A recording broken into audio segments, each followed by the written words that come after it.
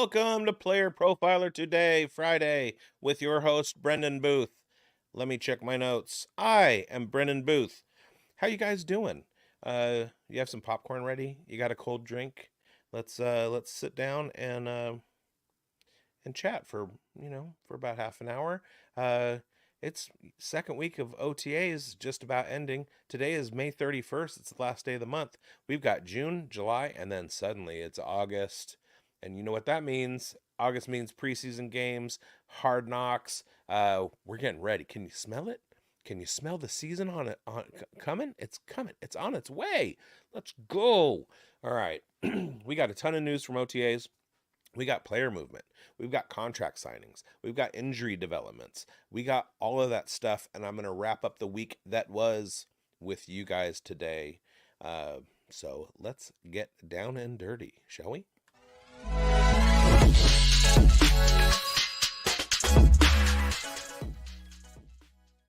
Our first story today, considering this is Player Profiler Today, is a player profile. Let's talk a little bit about Christian Watson, Green Bay wide receiver. Now, Watson has he had an outstanding rookie season with some huge games as a deep threat, a touchdown threat, and he had a lot of steam going into his second season in 2023. A lot of people were like, "Look at his downfield profile. He's scoring so many points, fantasy points per game, etc." Helping Aaron Rodgers along in that Green Bay offense. Jordan Love took over last season, and Christian Watson dealt with some hamstring injuries.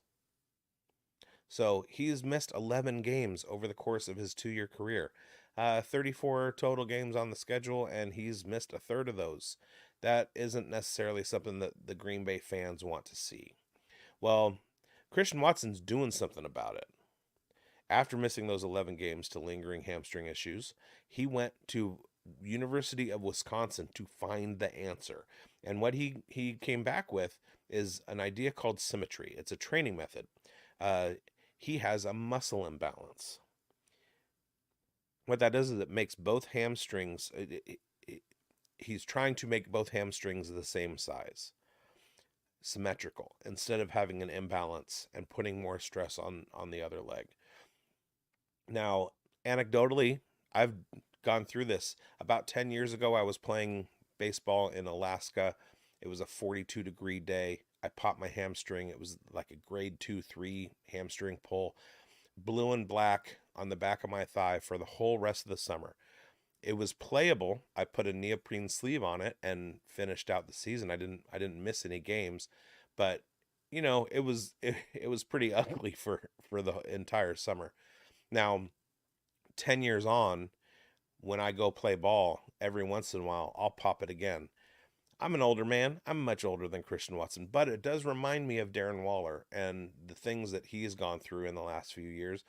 He started tearing his hamstring, and it's an injury that will just not, it lingers. It just will not leave Darren Waller alone, to the point where he's considering retirement this year. So you have these athletes that are constantly performing versus me, who, was playing sparingly and not at that kind of level. Christian Watson is trying to figure out if this is the key, if this is the answer to his problems. Another guy looking at it is Aaron Rodgers. You see video of Aaron Rodgers in training, and his left calf is significantly smaller than his right one. Symmetry is an idea in training. It'll try and balance out his body and possibly help with his health. So Christian Watson, if he's got this thing licked, he could very easily be the wide receiver one in Green Bay with his athletic profile. He's 6'4", 205 pounds. He runs 4.36. He can be a monster. He's got some single game scoring in fantasy that makes your stomach happy. It puts a smile on your face, and that's what Christian Watson is trying to do. So let's stay in Green Bay, and let's talk about another hamstring injury. I'm talking about Josh Jacobs, the new free agent running back of the Green Bay Packers. He signed a contract in the offseason. Should play in Green Bay for a couple years. The Packers also went out and they drafted Marshawn Lloyd from USC to be kind of an insurance policy for Jacobs. Well, this week, Josh Jacobs was seen running sprints on the sidelines. We all know what that means, don't we? That means injury rehab. Apparently, Josh Jacobs is dealing with a very minor hamstring injury, but it is keeping him on the sidelines doing sprints rather than actually on the field running the offense and everything. Matt LaFleur said it doesn't look like it's serious. He's close to coming back and getting on the field for practice. Now, he did miss 4 games last season for the Raiders with a thigh bruise. That had to be a pretty heavy bruise. I'm full disclosure, I'm a Raiders fan. I've watched Josh Jacobs his whole career thus far, and he's a guy that plays hurt. Not necessarily injured. Obviously, if he can't walk, he's not going to play. But throughout his career, he really didn't miss a whole lot of time. He dealt with turf toe, hamstring pulls, calf pulls, sprained ankles, etc., and never really missed any time. So for him to miss 4 games with that thigh bruise, that had to be pretty drastic. Also, he's been in the league for 5 years. So if he develops a lingering hamstring injury like the one that we were talking about with Christian Watson, it could signal the very end of his career. And like I said, Marshawn Lloyd is there as the insurance policy for the Packers. He's a capable receiving back. He's capable of having a workhorse load. So the Packers are in good shape in the running back room. And maybe Josh wants to get on the horn with Christian Watson, find out a little bit about this symmetry stuff.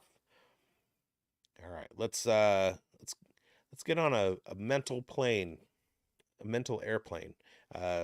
We already are on a mental plane. Let's get on a mental airplane and let's fly to Buffalo. Now, let's talk about the Buffalo Bills offense. They have made a ton of changes this year, and Joe Brady talked about it in a press conference. He professed faith in both his franchise signal caller, Josh Allen, and the weapons that he's got around him. So on Tuesday morning, Joe Brady spoke on the franchise's offseason transition. There was an abundance of changes in Orchard Park. He made 2 statements specifically that should put your mind at ease. If you're talking about the offense, he said, quote, "At the end of the day, this is Josh Allen's offense." Boom. And also, in this offense, everyone is going to eat. What that sounds like to me is confidence in Josh Allen and a propensity to spread the ball around. Now, what does the Bills' offense look like? First of all, they need to do something. They need to build something that's going to break through and beat those Chiefs. So what they did was they went out and they signed Curtis Samuel. They signed Marquez Valdez-Scantling. They signed Mac Hollins away from the Atlanta Falcons. They drafted Keon Coleman. They still have James Cook. They got Ray Davis in as a replacement for Latavius Murray. And they have Dalton Kincaid and Dawson Knox at the tight end position. That is a lot of mouths to feed. Khalil Shakir running out of the slot. He's still there. Stephon Diggs is gone. Maybe Keon Coleman can be the replacement for him. The sleeper that I'm looking at is Curtis Samuel. I have a feeling that when all is said and done at the end of the 2024 regular season, Curtis Samuel will be the receptions leader for the Buffalo Bills. He was very, very good, even in his veteran state at Washington last year.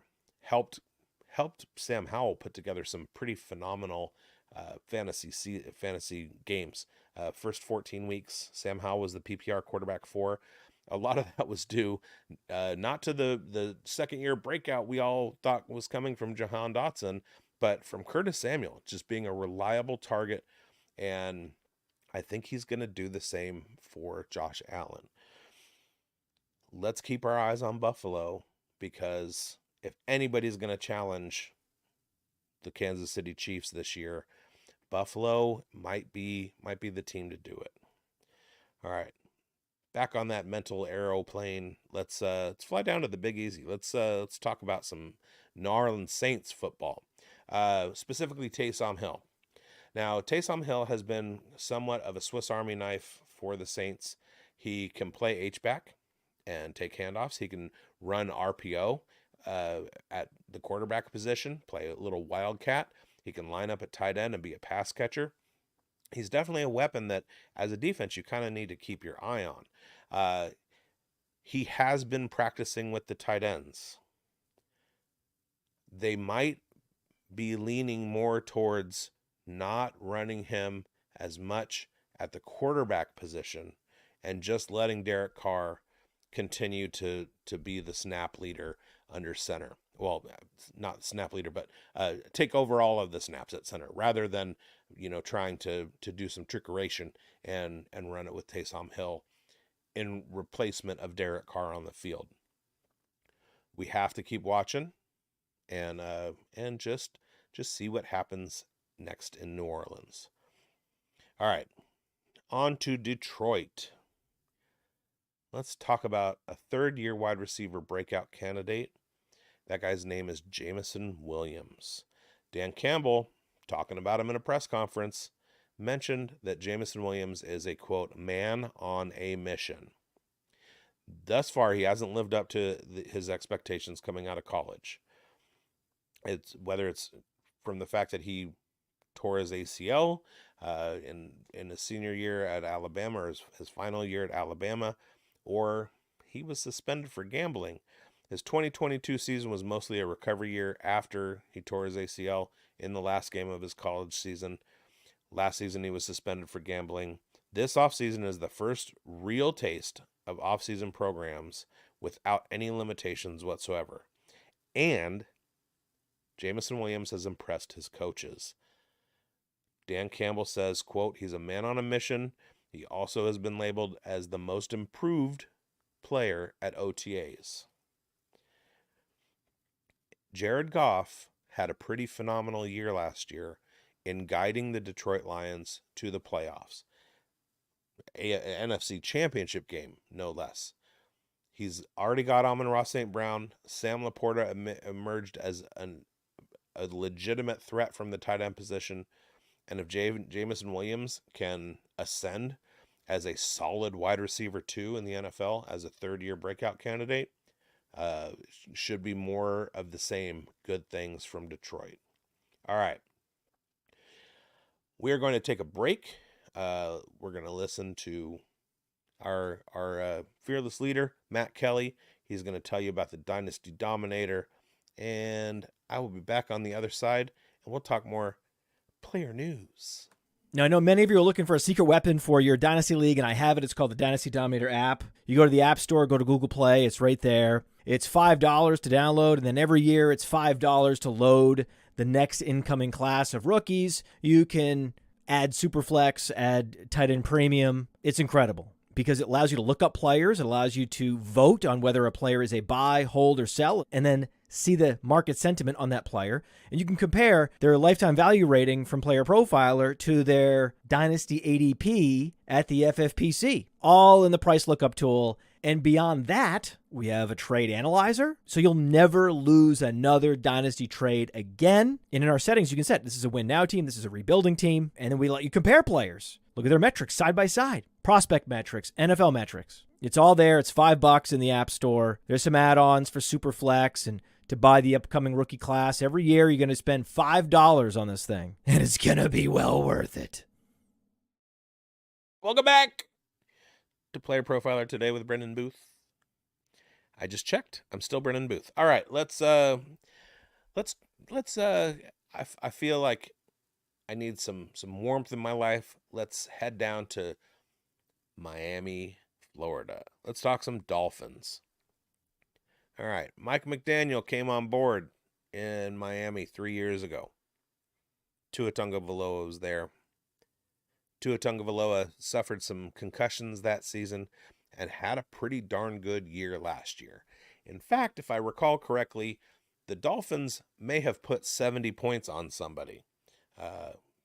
In fact, they did. That was against the Denver Broncos. Not a lot of teams out there scoring 70 points in a game. But Miami has built their team to be fast, very fast. And that's the architecture of Mike McDaniel. Now, one of the themes coming out of Miami during the OTAs is that Tua Tagovailoa has made an effort to put more velocity on his throws. According to head coach Mike McDaniel, Tagovailoa has been, quote, driving the ball with more force, and it looks more effortless now when he's making those kinds of throws into tight windows. An aside, I kind of think, well, how do you know he's driving the ball with more force if it looks more effortless now? Wouldn't that look like he wasn't driving the ball? Anyway, um, he's a middle top 10 to 15, 10 to 20 quarterback in the NFL. If he shows market improvement in the 2024 season, Miami could go a little bit farther than they did last year. And maybe if they have home field advantage and they don't have to go and play in the coldest game since Cleveland Oakland in 1981 or whatever, the Kenny King game, Miami might come out on top. They have an excellent stable of weapons. They could be the most explosive team in the league. Tyreek Hill, Jalen Waddle, Raheem Mostert, Devon Achane. They got Odell Beckham Jr. in the room. They went out and they drafted some high speed guys. They're gonna do some things. Miami, look for them to be competitive at the top of the game. AFC Championship, possible Super Bowl contenders. We shall see. All right. I mentioned I mentioned Buffalo earlier. Buffalo did lose one of their weapons. That being Gabe Davis, who now is in Jacksonville. Apparently, he is incorporated into the Jaguars offense. He was working on his timing with Trevor Lawrence last week. He will continue to ramp up as the season unfolds. He missed the playoffs for the Bills last year. He suffered a PCL sprain in his knee in the first half of week 17 and left the Bills to sign with the Jaguars. He's got to work himself back into shape. He's got to go full speed, and that should happen pretty soon. He's trying to do that and get the timing together with Trevor Lawrence, and he's a boom or bust kind of guy. Great in best ball. If you play best ball, he can give you some spike weeks. Other weeks, he's not going to score any points or many points. So he's incorporating into the offense. There's some uncertainty there with having a change of team, but Christian Kirk, Gabe Davis, and new draft pick Brian Thomas Jr. out of LSU should be some weapons for Trevor Lawrence to throw to. All right, moving on, we got news from Cincinnati. Now, OTAs are voluntary. And two guys who did not volunteer to participate in OTAs are Cincinnati Bengals wide receivers Jamar Chase and T. Higgins. Now, there's a whole lot of contract going on in Cincinnati. 2023 was a frustrating year. Joe Burrow got hurt. They need to kind of get off on the right foot in 2024. So far, they're not necessarily doing that. T. Higgins hasn't signed his franchise tag. He's still missing any offseason activities, and he's going to until a contract is agreed upon, or he's traded, or he signs his franchise tag. Jamar Chase, on the other hand, will be missing time while working with the Bengals on a new deal. He is a holdout, essentially. His contract is in place. He's not being prevented from participating. He's just holding out. He doesn't want to until they rework his contract. Now, it looks like they're looking at what's going to happen to Justin Jefferson before they go and deal with Jamar Chase. There's still a lot of uncertainty with T. Higgins, how this will play out for him in his future. It'll definitely affect his fantasy value. Until the offseason is closer to the regular season, Higgins is someone you have to hold on to or buy cheaply in dynasty leagues. Chase, wide receiver 1, wide receiver 2, wide receiver 3, ranked right there in fantasy. and that will not change. So continue to look at that. Let's go back to Buffalo. I got a story about James Cook. James Cook, offensive coordinator Joe Brady said, quote, he's physically in a better shape than he was last season. You can look at him and I can tell he put in a lot of work this offseason. He looks different and in a good way. Best shape of his life.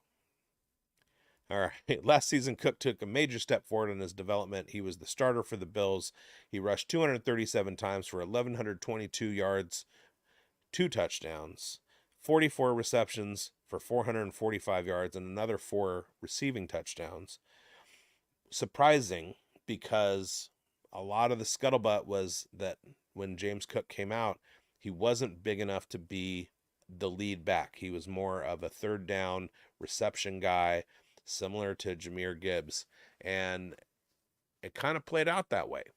He wound up getting more touches, but towards the end of the season, Latavius Murray was the hammer, and James Cook was more of the satellite.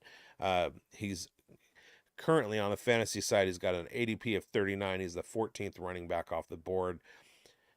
That's a pretty dialed in price. But Ray Davis is right there right there behind him. So measure yourself when you're looking at buying James Cook. All right, now to Baltimore. Let's talk about Rashad Bateman. Rashad Bateman has never lived up to his billing. We all thought that Rashad Bateman was going to come into the NFL, be an elite wide receiver, a top 12 type guy. He's going to do it, and Lamar is going to be the guy to get the ball to him. So far, he's had nothing but injury problems, but this year in OTAs, he looks great. He quote, continues to shine in offseason activities. His teammates are talking up the hype. Mark Andrews said, quote, he looks incredible. He looks as put together as he's ever been. Best shape of his life. It's going to be a big year for Rashad Bateman. I'm calling it now. That's a flag plant from Mark Andrews. What more do you want than that? Bateman has had his challenges with injuries holding him back from living up to his first round potential. All offseason, he's been highly talked about, and with Dynasty football in full force and redraft season coming before you know it, Bateman can have a nice sleeper role coming into the season. Nobody sees him coming, not in fantasy, except for Mark Andrews. Mark Andrews knows he sees him coming. Let's hope for the best for Rashad Bateman. I hope that he has a good year. We have news out of Arizona, where I just was. I just drove down to Phoenix last Saturday and drove back up on Wednesday. 12 hours each way. It was with a dog in the car, panting the whole time, and it was 100 degrees in Southern California, and it was fun. Anyway, Phoenix, James Conner, he's entering the last year of a 3-year contract. He signed it in 2022. He stated he wants to finish his career as an Arizona Cardinal. He's been a very productive back for the Cardinals in the seasons that he's played. He eclipsed 1,000 yards rushing last year for the first time ever. And it's understandable that he wants to retire in Arizona because it's warm there. It's very, very, very warm there. And they have a Portillo's, which is, as somebody who loves Portillo's and can't access it because it's from Chicago and I'm in Northern California, it was pretty nice to have a Portillo's down there in Arizona. Anyway, he's Connor has been a great zero RB build flyer, taking him into the middle to late rounds of redraft and best ball, etc. He's never been a sexy athletic back, but he's been reliable when healthy. He's worth a very deep stash this year. Avoid him in Dynasty just because he's at the end of his career, and they have Trey Benson coming in who should be able to take over either immediately if James Conner gets hurt or next year. And James Conner will then retire a Cardinal, he says. All right, some quick contract news. Tariq Cohen signs a 1-year deal with the Jets. They've got a full running back room with Breece Hall, Braylon Allen, Israel Abanikanda, and now Tariq Cohen is there. Um, let's talk about that for a second. Uh, Izzy Abanikanda, darling of Hard Knocks last season, and everybody's all in on Izzy Abanikanda, his family story, the fact that he was ready to go and got hurt. They went out and they drafted Braylon Allen. That's not good news for Izzy Abanikanda. So Braylon Allen is making a huge impression early in OTAs, and he's viewed by many as the perceived favorite to get the backup role behind Breece Hall. Coming out of Wisconsin, he has a solid reputation as a powerful runner.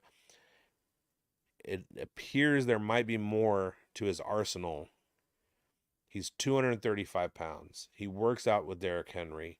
He's not talked about as a pass-catching back, but he's already showcased shiftiness and receiving prowess in practice. That's scary. We knew the guy was going to be able to handle a 20 carry a game workload, but if he can stay on the field for 3 downs and catch the ball and pass block, that changes the game. The Jets running back room boasts a lack of experience behind Breece Hall. Izzy Abanikanda is there. Dalvin Cook has moved on, but he registered just 70 yards on 22 carries during his rookie season in 2023. Isaiah Davis was brought in out of South Dakota State. He was taken in the 5th round by the Jets. He's currently slotted into the 4th and final slot behind Abanikanda. And then you add Tariq Cohen. A camp body, if you will. Braylon Allen is only 20 years old. He was dominant at times during his college career. He had a huge breakout in his freshman season, and I was huge on him coming into the NFL draft, and then he got no draft capital, which kind of tanked his value. He's also not a speed burner, and the fantasy community was completely out on Braylon Allen, and his draft capital absolutely justified that. I still think that he profiles to be a leading running back in the NFL.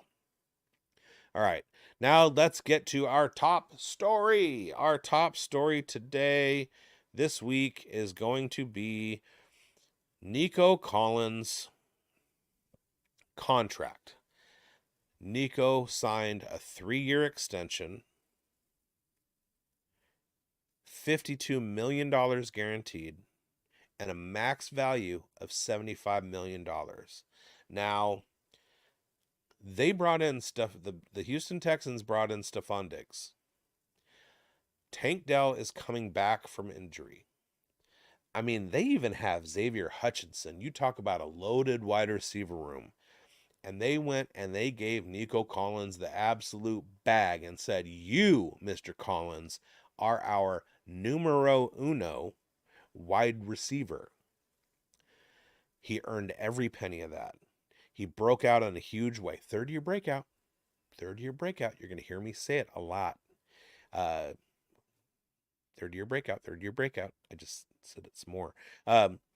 He had almost 1,300 receiving yards last year, 8 touchdowns, 80 receptions. He's the alpha. He's the dog in down in Houston. He becomes absolutely unsellable in dynasty formats right now. He does have some target competition, but he's the guy. He's tied to C.J. Stroud, who is a phenomenon, a phenomenal phenom. That twisted me up a little bit. So his 3rd-year breakout last year signaled his alpha status, and you can feel totally confident in your fantasy leagues to keep Nico Collins right where he's at. And I want to thank you guys for watching. It is a pleasure coming to you every Friday. I absolutely love football, and I love talking, and I love being on camera. And I want some comments. Give me some suggestions. What should I change? How should I change? Should I be different than me? Or can I stay me? I will continue to be Brendon Booth. That's not up for debate. And I will see you guys again next week. With that, have a great week. From the Podfather to you, I deeply appreciate you tuning in. And many ask, what can I do? What can I do to help support the hosts, the research they do, the production costs? Go to playerprofiler.com, Dynasty Deluxe, World Famous Draft Kit, Rankings, DFS Dominator, and of course, data analysis. Subscribe to any one of those, and you support all of us and take Player Profiler to the moon.